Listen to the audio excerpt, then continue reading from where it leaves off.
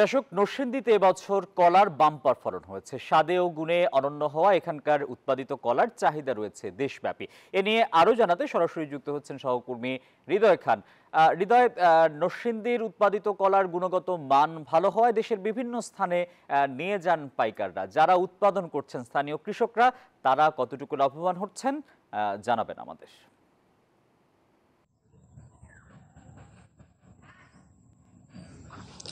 ধন্যবাদ টিপু। আপনি যেমনটি বলছিলেন, আমি এই মুহূর্তে রয়েছি নরসিংদীর পলাশ উপজেলার জিনারদী ইউনিয়নে। আপনাকে যদি একটু দেখাই, ঠিক আমার পেছনে আপনারা দেখবেন যে এখানে 50 শতক জমিতে কিন্তু কলার আবাদ করেছেন কৃষক। এবং আপনাকে যদি আমি জানিয়ে রাখি, এখানে উৎপাদিত কলার কিন্তু সারা দেশেই চাহিদা রয়েছে।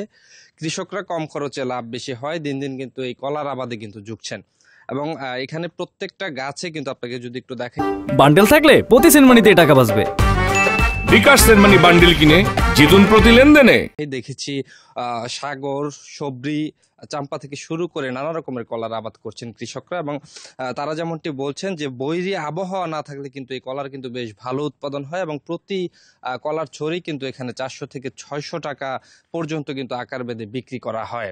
এবং একই সাথে এখানে দেশের বিভিন্ন জায়গা থেকে পাইকার যারা রয়েছেন, তারা এখানে এসে এই সকল কলা সংগ্রহ করে থাকেন, যা ঢাকা সহ দেশের বিভিন্ন জায়গায় কিন্তু রপ্তানি হয়ে থাকে। এবং একই সাথে কথা বলেছি কৃষি বিভাগের যে উপপরিচালক রয়েছে আজিজুর রহমান, ওনার সাথে। তিনি যেমনটি বলেছেন যে কলা চাষি কৃষকদেরকে কিন্তু সব ধরনের সহযোগিতা করছে কৃষি বিভাগ। এবং একই সাথে কিন্তু এখানে নরসিংদীর যে চাষিরা রয়েছেন, তারা কিন্তু যেমনটি বলছেন যে গত বছর এই নরসিংদীর অমৃত সাগর কলাকে জিআই পণ্য হিসেবে স্বীকৃতি দেওয়ায় তারা কিন্তু অনেকটাই খুশি।